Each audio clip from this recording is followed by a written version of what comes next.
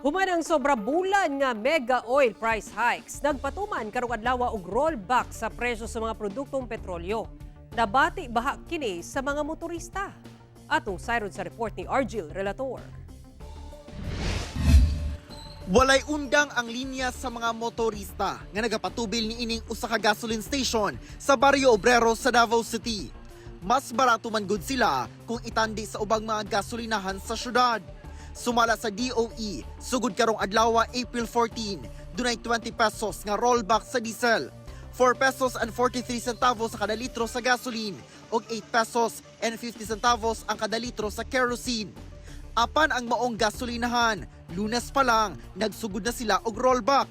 Gikan sa 139 pesos matag litro sa diesel sa miaging semana, niubos kini ngadto sa 125 pesos adlong Lunes ug mas miubos pa sa 118 pesos and 5 centavos adlong Martes. Ang ilang gasolina ana sa 87 pesos and 55 centavos kada litro. Magpaabot pa kuno sila kung mag-rollback pa sila ugma. Kagapon nag-change price na pud me, then karon nag-change price na pud me. Usually mga tricycle driver jud. Then mga private mga motor. Si Edwin ginagamit ang iyang multicab sa iyang negosyo nga glass supply.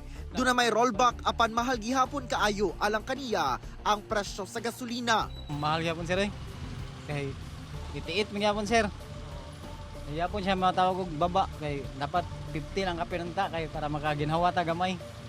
Ang ubang drivers labi na kining mga ginagamit nga service sa trabaho ang ilang motorsiklo. Sayod nga dunay rollback.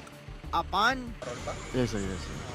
Gamay siya kay dati 90 to dati. Saka sobra pa. Karon sana okay na gamay. Taas-taas lang gyapon. Na may rollback pero ginagmay lang, piso-piso. Pero wala igado ipit jud. Tabang gamay. Disod boss, disod jud.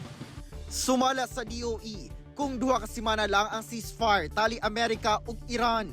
Maglisod na og apas sa pag-ubos sa presyo tungod sa kapaspas pod sa pagsaka niini. Busa ginanantaw nga posibleng dili na mobalik pa sa kaniadto nga tag 60 pesos ang kada litro sa diesel. Kauban si Melchor Awing sa kamera. Ako si Argil Relator. One Mindanao.